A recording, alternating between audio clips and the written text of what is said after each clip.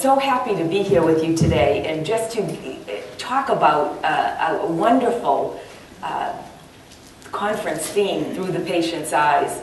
Actually, I was asked to speak about meaningful measurement, and I really want to focus on the meaning of the measurement, because so oftentimes I find that people focus on the measurement and they spend a lot of time and energy in the measurement part, and they lose the meaning. So I'm going to be focusing on both the meaning and the measurement. And I did have the wonderful opportunity just a little over a year ago to be here and to open Ko'alatea in the new dawn of a pathway out there in Middlemore. But I wanted to start this morning, Saturday morning. I thought I should bring the patient's eyes here. So I thought I wanted to tell you a story about a patient from the United States to start our conference together. Through the patient's eyes. This patient is a young man. His name is Gilbert Salinas.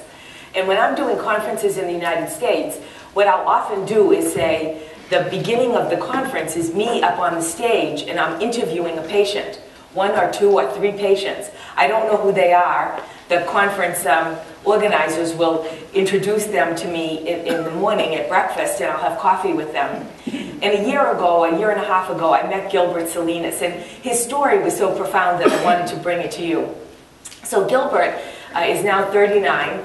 When he was 19 years old, he was playing with a handgun, and he accidentally shot himself in the belly, and the bullet is still lodged in his spine. So he's been paralyzed now for about 20 years. I met Gilbert, and he said, I walked up onto the stage. He still says he walks, even though he's been in a wheelchair for 20 years. But he came up onto the stage with me, and I interviewed him in front of about 500 doctors, nurses, healthcare executives. And I began by asking him a question. I said, Gilbert, tell me about your injury.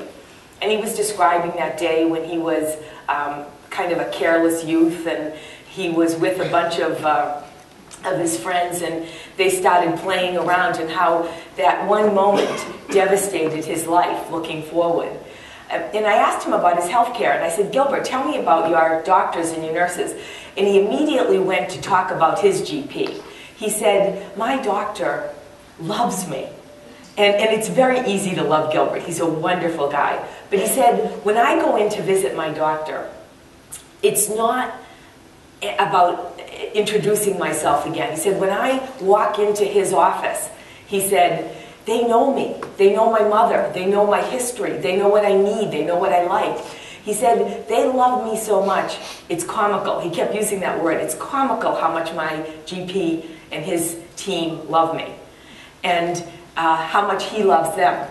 And it was very much a family, and it was wonderful to hear that. He said, they know what I need, they know what matters to me, and they always provide me with what matters to me. And then I asked him about his how does he take care of himself?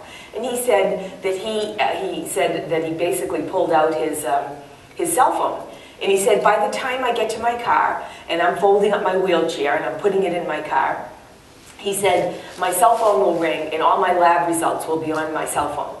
And then he said, when I get home, I log into my patient portal, my medical record, and when I get home, there'll be a complete summary of my visit. It's not just what my GP said, but it's what the physical therapist said. All my lab results, all my orders for the next month, and all my medications. So he said, I love the system.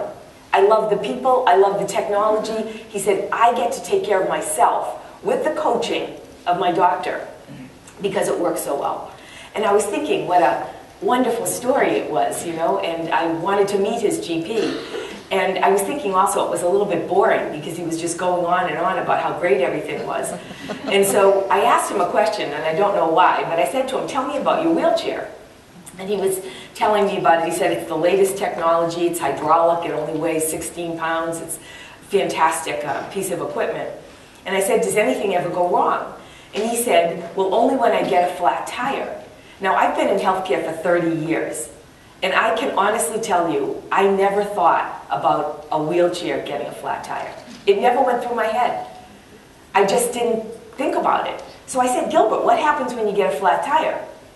And he said, well, I call my GP and I tell him I got a flat tire. He writes a prescription for a replacement tire. They send it to the durable medical equipment department. They call out to try and find the replacement tire. When it comes in, the receptionist calls me and I come in and get my tire replaced. And I said, Gilbert, how long does that take? What do you think? Does anybody know how long it takes here in New Zealand? No? You're just like me. You didn't know. So he said it takes 3 weeks. And a nurse yelled up. She jumped up from the row and she said, Gilbert, I got a flat tire last night. I called roadside assistance. Within 1 hour, my tire was changed. And she said, I'll get you a spare tire. And I said to her, no, you can't get him a spare tire. You can't get a spare tire for Gilbert because Gilbert's so great. You have to fix it for everybody. And I said to the audience, how many people in your system are in wheelchairs? And nobody knew. Gilbert said 3,150 people. He knew how many people were in wheelchairs. So I said, you have to fix it for everybody. And so they began to talk at coffee break, how do we fix it for everybody? But I said to him, what happens during the 3 weeks?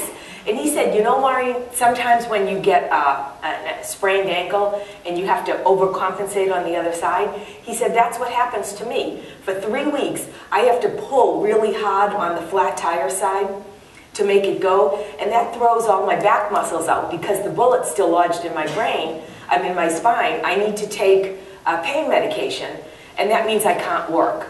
So he said, to me, it's all about work. So we talked it through, and we figured out, is there a way now to get a tire replaced on your wheelchair as quickly as you can get on your car?